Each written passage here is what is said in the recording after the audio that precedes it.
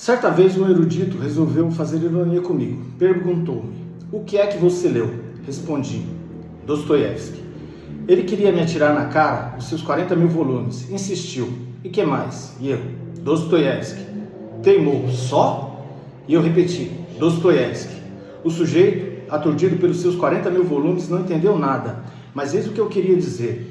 Pode-se viver para um único livro de Dostoiévski, ou uma única peça de Shakespeare, ou um único poema não sei de quem. O mesmo livro é um na véspera e outro no dia seguinte. Pode haver um tédio na primeira leitura. Nada, porém, mais denso, mais fascinante, mais novo, mais abismal do que a releitura. Esse é o trecho de uma crônica do Nelson Rodrigues que fala a respeito de duas coisas que eu queria abordar nesse domingo de manhã. Uma delas é a releitura e a outra é o Dostoiévski. Depois que a gente passa dos 40 anos, pelo menos isso, vários autores já disseram, aconteceu comigo também, é que a gente perde um pouco o gosto da leitura, então procura sempre a releitura. E para mim não tem nada mais fascinante, porque, como ele próprio disse aqui, cada vez que você relê, você é outro.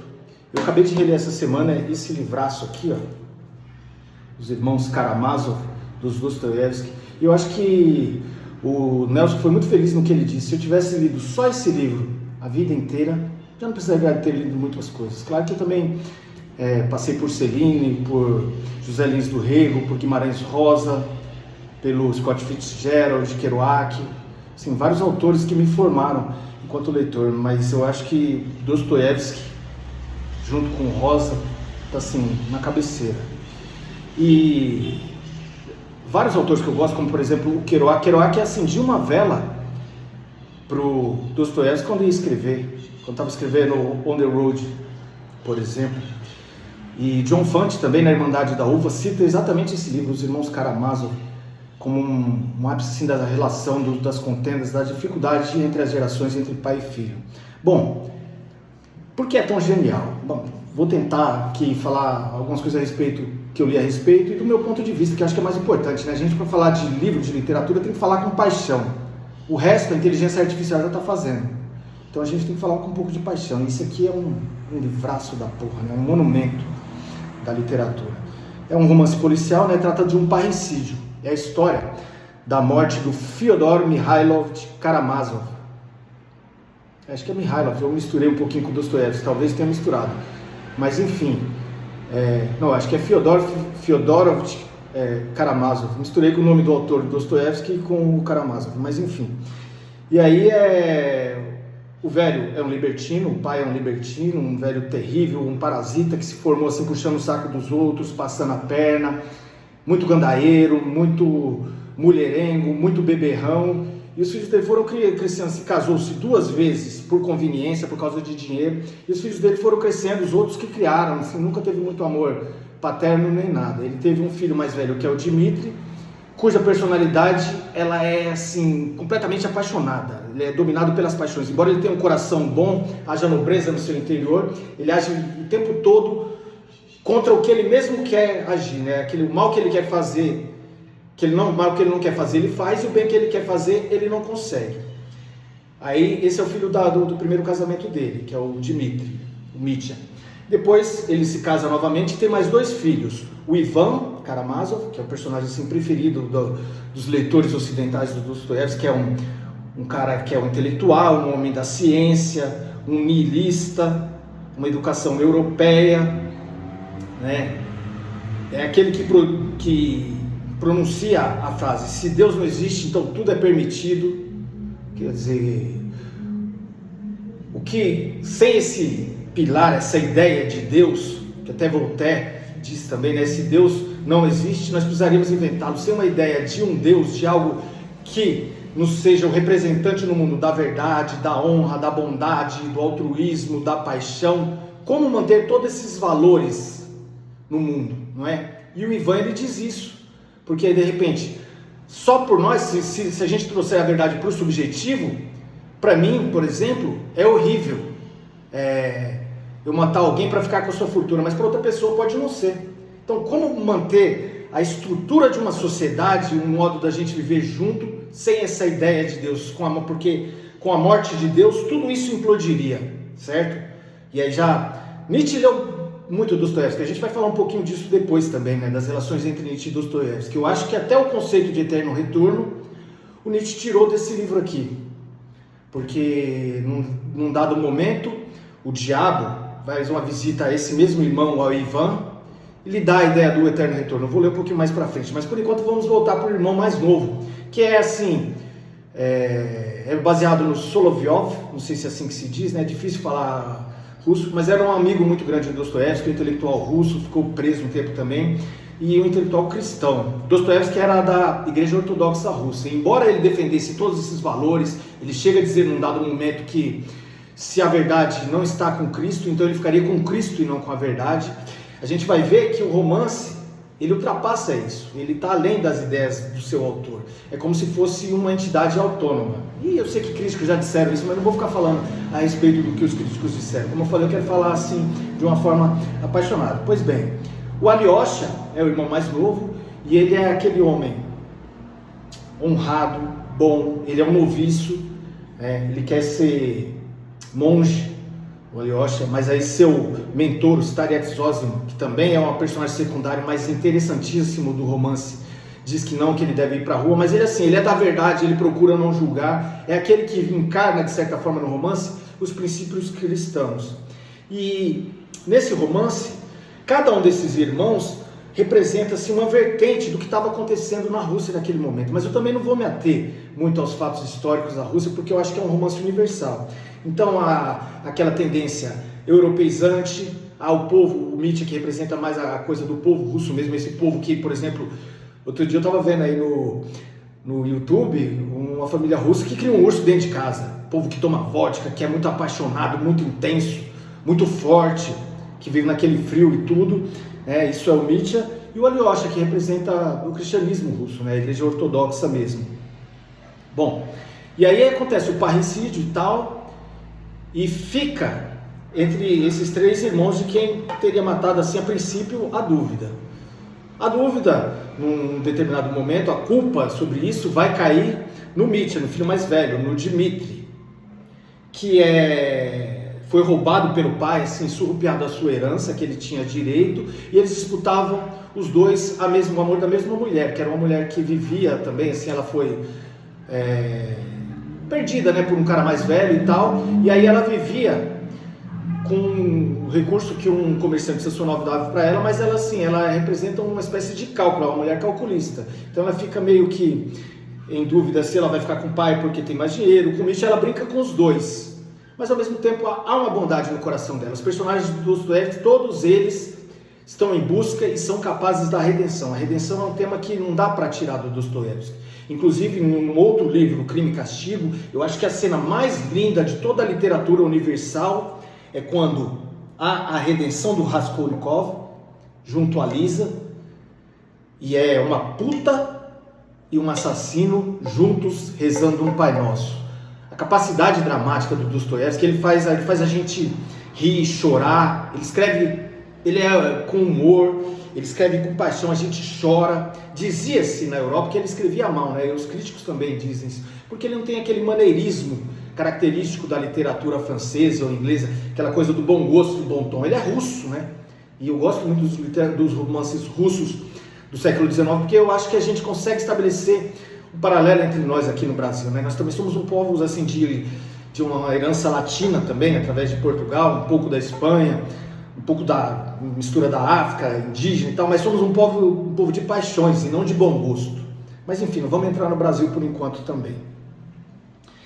E aí, por tudo, todas as pistas indicam para Mitya. Eu não vou dizer se ele matou ou não, também não me importa esse negócio de spoiler, mas eu não vou dizer se ele matou ou não, não vou dizer quem matou. Há ainda um quarto filho, que é um filho bastardo, que vive na casa do velho Fyodor Karamazov, como um valete. É um empregado ali, né? Ele cozinha para o velho e tudo, mas ele é um filho ilegítimo do velho. Numa noite de bebedeira, quando era mais jovem, o velho Fyodor Karamazov, ele aposta assim com outros bêbados e tal. Tem uma doida lá na cidade, uma pessoa doida não, né? Vamos falar assim, de acordo com os nossos tempos, uma pessoa especial e tal, mas assim, uma inocente, que não tem ideias do pecado da sociedade e tal, e uma pessoa especial. E o Karamazov, voltando da farra, ele aposta com os amigos dele de farra que ele é capaz de transar com ela. Ele transa com ela ali mesmo. Tempos depois ela aparece grávida e vai ter esse filho no quintal dele. Ela, grávida, gestante, pula o muro enorme da casa dele para ter o filho no jardim dele. E esse filho é o Smerdyakov, que é o filho bastardo também.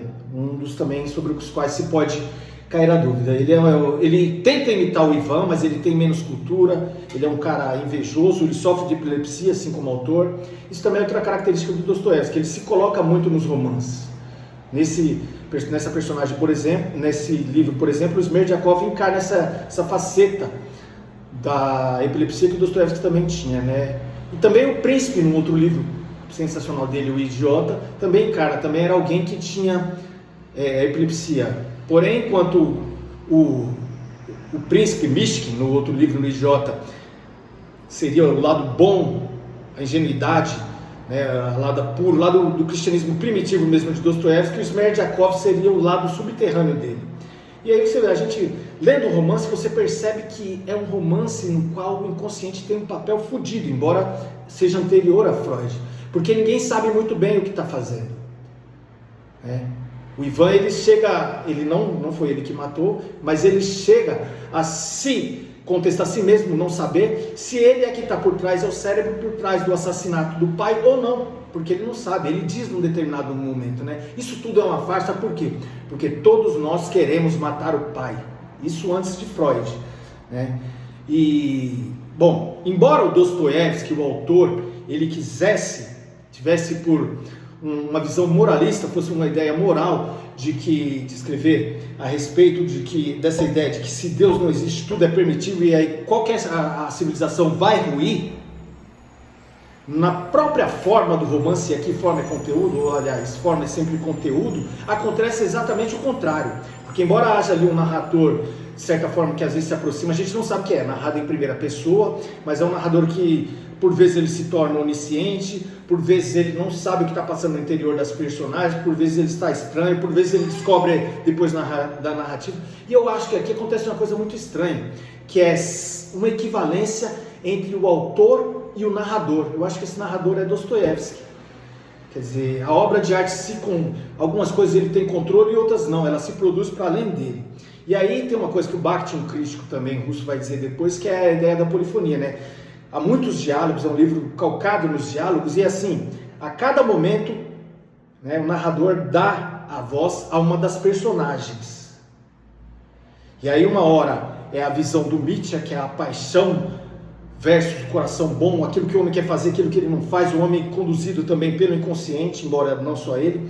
O Ivan também é isso, né? Embora ele seja aquele cara que queira ser científico, racional, um homem do século XIX, né, posterior às luzes, ao iluminismo e tudo. Por outro lado, ele é um russo também, ele é um Karamazov, ele é extremamente apaixonado e ele termina enlouquecendo com essa cisão. E outro tema também é sempre a fissura fenda. Raskolnikov, do Crime e Castigo, significa fendido, cindido, né? E o cindido é essa cisão entre a razão e o inconsciente, entre a Rússia que quer migrar para o século XX, e ali a gente vai ter a revolução também, né, russa, o que é o socialismo e o comunismo? É a razão organizando completamente a sociedade, uma forma de organização social calcada basicamente na razão e na ciência. Mas, enfim, voltando aqui, acho que eu me perdi um pouco. O que eu estava falando mesmo? Sobre a mulher que teve, a moça que teve um filho, né? Uhum. Que foi já estava falando, isso aí eu já falei, do Smerdyakov, do Dmitri. Ah, sim, a ideia da polifonia, estamos falando da polifonia. Bom, o romance ele não tem uma verdade transcendental dela, a história é contada sob diversos pontos de vista, então o acontecimento, ele nos surge a narrativa, ora do ponto de vista do Smerdyakov, ora do ponto de vista do Dmitri, ora do ponto de vista do Ivan, do Alyosha. Então cada um deles, e mesmo dessa interioridade, vai nos contando um pouco dessa história que nos emerge. Mas não há nenhum deles que seja confiante, né? Isso quer dizer o quê? Que não há uma verdade a priori, ela é construída por meio da narrativa das pessoas. Então, embora o Dostoiévski, o autor, tenha uma ideia de moralismo, né? Seja um moralista que ele queira, defender Deus, o patriarcado, todas essas coisas que a gente sabe, o romance, ele implode isso indiretamente, né? Porque não tem uma verdade transcendental, a verdade surge ali, na narrativa das personagens, na tensão entre o consciente e o inconsciente, daquilo que a gente faz por vontade, naquilo que a gente faz sem querer.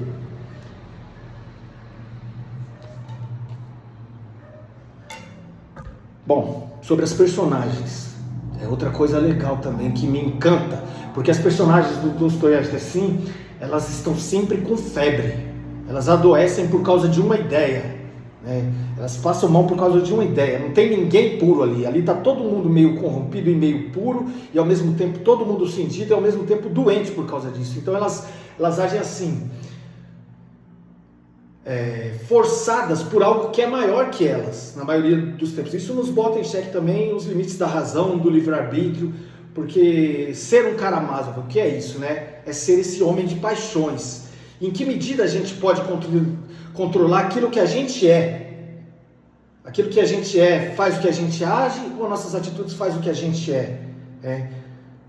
Ninguém escolhe os seus próprios genes, ninguém escolhe a família em que vai ser jogado, ninguém escolhe a forma, a língua que vai falar, né, na qual vai se constituir. Quer dizer, tem um monte de coisas que nos constituem e que depois a gente não escolheu isso, a gente foi jogado nisso e vai ter que lidar com isso de alguma forma, né? Os limites do livre-arbítrio. Bom, voltando para falar um pouquinho, antes de falar a respeito também sobre as mulheres de Dostoiévski, né?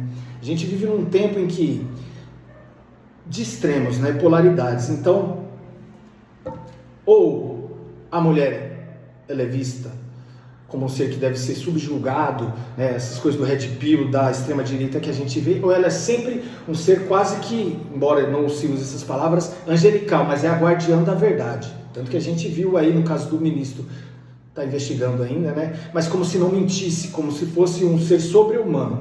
E isso é o que Nietzsche vai abordar lá também em Nietzsche contra Wagner, né? Ele põe Carmen, que é uma mulher de paixões, alguém que é uma mulher extremamente humana, e aí, alguns autores dizem também nisso, né? Embora Nietzsche tenha frases extremamente machistas, mas ele retrata a mulher enquanto ser humano, não daquela visão a partir do homem que tinha em Wagner, né, que é transcendental, um ser angelical, guardiã da verdade. As mulheres de Dostoiévski também não são assim, embora tenha algumas como a Lisa,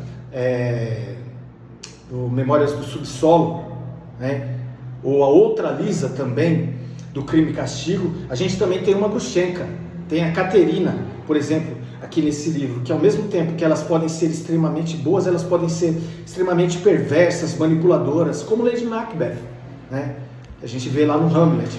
E eu acho que numa época em que politicamente a gente está tão assim polarizado, ou se defende que aquilo que uma mulher diz é a priori verdade, como no caso que eu vou voltar aí do Silvio de Almeida, né, e os movimentos como o Me Too. Por quê? Porque jogava-se a culpa na vítima e tal, aquela coisa. A gente está cansado de ouvir essas histórias. Mas também você apoiar qualquer denúncia como se fosse já uma condenação, para onde que a gente vai parar dessa forma, né? E as mulheres também são seres humanos. Então, as mulheres de Dostoiévski, elas têm uma faceta muito angelical, mas ao mesmo tempo uma faceta muito diabólica. Tanto que Grushenka e Caterina, que eram uma a noiva do Mitya e a outra a amante, que também tinha ali uma relação com o pai, elas negam uma à outra o perdão. Elas negam uma à outra o perdão. Então, e aí eu acho que isso que é fascinante, né? Essa dimensão humana de todas as personagens, capazes da bondade, da redenção e ao mesmo tempo do mal. A única exceção que talvez apareça nesse livro seja Alyosha. Mas também num momento de fuga, no final lá da cadeia de um dos seus irmãos e tal, eu acho que ele escolhe a verdade, porque o irmão não seria culpado, mas ele propõe a fuga. Quer dizer, aí outra questão do dilema moral, né? Seguir as leis do seu país e ir para a Sibéria por 20, 30 anos, pelo resto da vida, sei lá, para ficar ali com a condenação que foi, por um crime que você não cometeu, ou fugir. Acho que foi um dilema também que nosso ex-presidente, o Lula, também enfrentou, E ele decidiu. Embora no livro também seja indicado que vai acontecer a fuga ao final, Dostoiévski não descreve essa fuga, ele termina o livro antes. Sobre as mulheres, né, mais uma parelha aí entre Nietzsche e Dostoiévski, e também sobre o Eterno Retorno. A primeira vez que aparece o Eterno Retorno, eu procurei aqui o exemplar do Gaia Ciência do Nietzsche e não encontrei, mas é no Gaia Ciência, aparece um demônio, e se uma noite aparecesse um demônio, te contasse, né, que tudo isso se repetiria exatamente igual, da mesma forma, pela eternidade sem fim, né? Isso também, e a Gaia Ciência é de 1882, os irmãos Karamazov é de 1979 e 1980. E aí o próprio diabo, no encontro que ele tem com o Ivan, ele diz o seguinte: é que você sempre pensa em termos de nossa terra de hoje, mas a terra de hoje talvez tenha se renovado 1 bilhão de vezes. Ela morreu, congelou-se, dividiu-se, retornou ao pó, desintegrou-se em elementos, as águas voltaram a cobrir a terra. Depois, novamente um cometa, novamente o sol nasceu de novo sobre a terra. Talvez essa evolução já tenha se repetido um número infinito de vezes, eternamente, tudo se repetindo, sempre da mesma forma, detalhe por detalhe. Essa eternidade seria de um tédio mortal. É o diabo, né? É o mesmo diabo. O Nietzsche diz isso, né, no Gaia Ciência. Se um demônio e tal ele surgisse, ele anunciasse essa verdade. Só que o Nietzsche faz um comentário, né? E aí, o que seria isso? Uma condenação ao tédio mortal? E aí ele diz o amor fati, ou você faria valer a pena? Você ia querer que tudo isso se repetisse até o infinito, essa vida que você está vivendo, ou seria o tédio? Esse aí é o lado ético, né? A visão trágica e o lado ético que se extrai do conceito do eterno retorno. Sobre Freud. Bom, já falei um pouquinho, que era aquela parte que o irmão Karamazov, que o Ivan diz, né? Todos nós queremos matar o pai, lá no meio do tribunal, na hora que ele vai dar o seu testemunho. E isso, o tribunal também é uma espécie de teatro, mas esse pai também, ao mesmo tempo, no romance, seria mais ou menos lá o pai simbólico do Lacan, o patriarcado, né? A ideia, o parricídio, a ideia da morte de Deus, ou do pai do próprio Fyodor, é a implosão desse patriarcado que aparece no romance, né?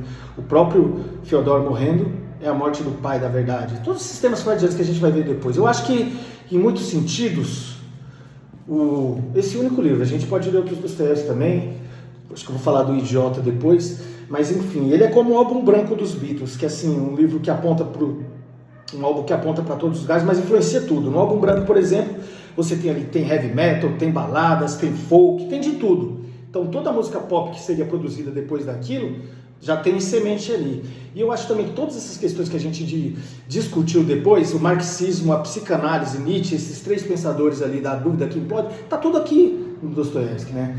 Ele tem o Kulya Krasoktin, que é um menino de 15 anos, extremamente assim ético e bom, mas que ao mesmo tempo ele tem coragem de deitar nos trilhos do trem e deixar o trem passar por cima dele, não se levanta. E ele é o que? Aos 15 anos, socialista, capaz de morrer e matar por uma ideia, né? E os limites, né, dessa reforma social, do que a gente queria bom, mas sempre degringola em violência e morte. É preciso quebrar alguns ovos para fazer um omelete. O czar russo foi morto, foi assassinado durante a Revolução, mas toda a sua família também, crianças foram mortas. Várias pessoas aí também, quem se opunha ao regime era fuzilado ou mandado ao exterior, etc., depois na Rússia. Mas enfim, eu não vou entrar nessa discussão, certo? De que se a gente é capaz, quais os limites do nosso bem, se a gente não se conhece profundamente inteiro. Quando a gente vai fazer o bem, a gente acaba fazendo mal, né? Essa coisa do ser humano. E é possível sem a ideia de Deus? A gente está vivendo isso aí, né? Mas assim, é uma discussão muito profunda. Eu acho que é um livro que vale a pena ler. São só 1.250 páginas. Dá para ler aí em um mês, né? Um mês de leitura, você vai lendo ali, curtindo, Eu não tenho mais essa pressa que eu tinha na adolescência de ler todos os livros do mundo, ler para acumular, para saber. Hoje eu leio por prazer, né, para voltar a esses livros. E talvez aí nas próximas semanas eu vou voltar em alguns livros que fizeram a minha cabeça na vida, que eu estou lendo e relendo. Às vezes eu releio inteiro, como foi o caso desse. Às vezes eu volto para reler os trechos que eu sublinhei, o que eu gostei, o que eu anotei. E se permanece de pé, né? Assim, gloriosamente, para o meu prazer, todos esses livros mantêm o mesmo mistério e a mesma força. É como o Dostoiévski fala aqui, o narrador, acho que através do Stariev Zosima, fala num dos seus discursos, né? Falar um pouquinho sobre o Stariev Zosima também, que é... Ou não falo, para não me alongar demais, acho que não. Mas ele é um personagem interessante também, ele é como se fosse o guru do Alyosha. E vou ter que falar um pouquinho dele, porque tem que falar de 3 episódios que marcam. Um deles é o encontro do Ivan com o diabo, o outro é o odor deletério, quando o Stariev Zosima morre, e o outro é o episódio do poema do Grande Inquisitor, do Ivan Karamazov. Bom, o Stariev Zosima, ele era um jovem gandaieiro, namorador, terrível. E aí ele se apaixona por uma mulher casada, arruma uma confusão e depois que ele é rejeitado por essa mulher, ele arruma uma confusão com o marido dela e chama o cara para um duelo. Ele era do exército. Na noite de véspera desse duelo, ele dá um cacete no servo dele. E aí algo incrível, como se fosse a graça, a redenção, ele é tocado por alguma coisa maior. E aí ele fala, como eu pude espancar o ser humano que me serve? Como um ser humano pode servir o outro? Né? Todos nós somos responsáveis uns pelos outros. Todos nós somos culpados uns pelos outros. Eu deveria servi-lo, né? Por que um ser humano serve o outro? E ele chega, e isso dói demais nele. E aí no outro dia ele chega já transformado no duelo, e ele leva o primeiro tiro, o cara atira primeiro, não passa de rastão nele, então joga a pistola dele de lado, né? E todos os amigos dele do exército estão lá, também vai desonrar isso e aquilo, né? Mas ele tomou o primeiro tiro, então ele se arriscou, ele fala, expõe toda essa bobagem. A partir daí ele começa a pregar, né? Ele vai para a igreja e tal, para o mosteiro, e começa a pregar essa ideia de que todos somos responsáveis e culpados um pelo outro. Nesse momento tem um cara lá que está olhando tudo. E esse cara começa a ir atrás dele e tal, conversar com ele toda noite para saber das ideias dele. E aí é um comerciante muito respeitado da cidade, um filantropo, casado, pai de 2 filhos, um homem exemplar. Mas o cara uma noite confessa para ele que tinha matado 14 anos antes uma mulher por ciúme. E a culpa ficou em outro cara que acabou morrendo porque ficou na neve, beberrão, no outro dia, e ele saiu impune. Mas a consciência dele não o deixa impune, ele sofre durante esses 14 anos com isso. Mas assim, o Zosima, na presença dele, e o que o Zosima fez, né, essa coragem de se desonrar, de correr o risco de se desonrar para a verdade, para aquilo que ele acredita, tira completamente a paz dele. Até que uma noite ele confessa para o Zosima, né, o que ele fez, e o Zosima diz, confessa. E ele quer confessar, mas ao mesmo tempo, e meus filhos como vão ficar, minha mulher vão ser desonrados, isso, aquilo, a sociedade, meu nome, como é que vai ser, né? E aí ele volta nessa mesma noite, ele fala, eu vou confessar amanhã. Na mesma noite ele vai embora e volta. E aí tem uma conversa meio estranha ali, no outro dia ele vai embora, e vai lá e confessa, né? Milagrosamente, como se fosse a graça de Deus por piedade, ninguém acredita nele. Porque ele tem poucas evidências, faz 14 anos do crime, outro cara já tinha condenado e tinha morrido poucos dias depois por causa desse crime, então é maluquice porque ele estava conversando com o Zosima, né? Mas o cara volta lá e fala para o Zosima, aquela noite que eu voltei, e isso é a força do escritor, né, do Thomas Dostoiévski. Aquela noite que eu voltei aqui, eu vim na sua casa, estava nevando, eu vim aqui armado para te sentar o pau, para te matar. Olha que loucura, isso é bonito demais, chega a arrepia. É um mistério do livro, né? Como um mistério também que o próprio Zosima diz no outro momento, das passagens bíblicas, da passagem por exemplo, do livro de Jó. E é uma coisa que sempre me pegou também, né? Que eu volto e releio para tentar entender e não entendo. Isso independente de qualquer crença religiosa, mas assim, tudo bem, o diabo ir lá e tocar Jó, tirar todas as coisas, falir, cobrir seu corpo de chagas, para mim é completamente aceitável, mas tirar os filhos e depois restituir outros filhos e Jó ser feliz e tal, isso é um milagre, porque os outros filhos não são aquele filho. A gente que é pai, nossa, isso me pega de uma tal forma, mas aí, não é aquele, não são os mesmos filhos, né? Mas isso também é uma espécie de graça que opera ali, de certa forma, em Jó, na compreensão do milagre da fé, né? Que eu acho muito bonito para quem tem, né? Para quem tem essa fé. Talvez Dostoiévski não tinha, duvidasse, né? Eu também não tenho uma fé isenta de dúvidas, eu não sei o que é fé. Eu não acredito num Deus antropomorfo que está lá para julgar o que é bem e o que é mal. Mas para mim, a questão essencial é: o universo é caos ou é cosmos? Há uma ordem, não uma razão, mas uma inteligência, algo que ordena tudo e que está nas coisas todas, por exemplo, na nossa digestão, no bater do nosso coração, em várias coisas que independem da razão humana e de qualquer outra coisa, né? Há uma inteligência tomando conta de tudo e de tudo, né? Colocando ordem nas coisas, ou é tudo caótico? Não sei, né? Não dá para saber. E ninguém tem essa resposta. E vamos ter que aprender a caminhar com isso, né? E a construir nossos valores com isso. Eu acho que é isso. Não sei se eu falei demais, o livro é empolgante. Se alguém quiser assistir ou não, compartilhar, curtir, é nós, estamos juntos. Até a próxima.